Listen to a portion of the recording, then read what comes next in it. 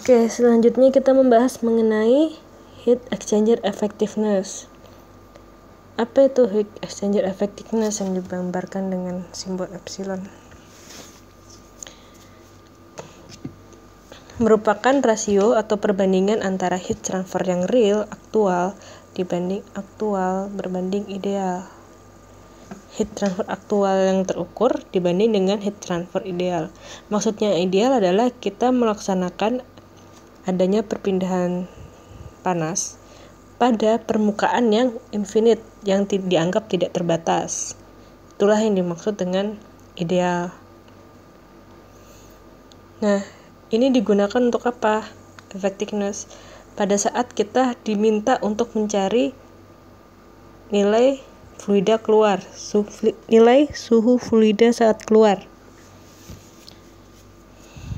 Kalau sebelumnya kita belajar tentang delta LMTD, yaitu log mean temperature difference, rumus yang digunakan adalah kalor sama dengan overall heat coefficient dikali dengan alasnya atau luas permukaan dikalikan dengan log mean temperature difference-nya ya. Ini bisa digunakan bila mana kita mengetahui temperatur inlet dan outlet pada kedua fluida. Pada saat nilai outletnya tidak diketahui, nah kita bisa menggunakan persamaan heat exchanger effectiveness. Nah, kemudian kita bahas mengenai profil. Pada gambar 4.9-6 adalah temperatur profil dari heat exchanger di mana aliran airnya adalah counter current. Artinya counter current berlawanan ya satu sama lain.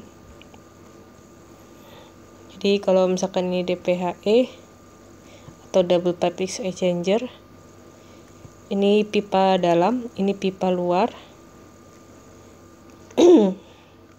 Di sini ada air masuk ya.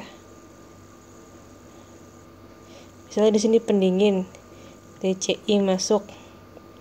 Di sini THI masuk. Kalau dia alirannya berlawanan masuknya nih, berlawanan itu namanya counter current.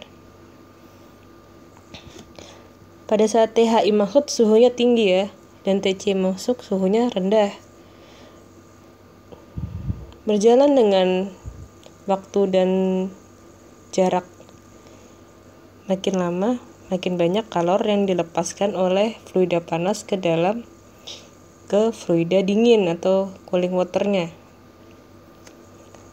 Karena banyaknya kalor yang lepas, maka temperatur dari hotnya ini menjadi rendah, sehingga temperatur fluida panas menjadi lebih rendah dibandingkan suhu pada saat dia masuk.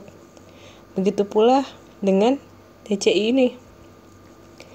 Suhu masuk sangat rendah karena dia sepanjang perjalanan menerima panas makin lama makin panas, sehingga temperatur keluar dari cooling waternya atau cooling airnya menjadi tinggi di sini. Ini cara membacanya ya.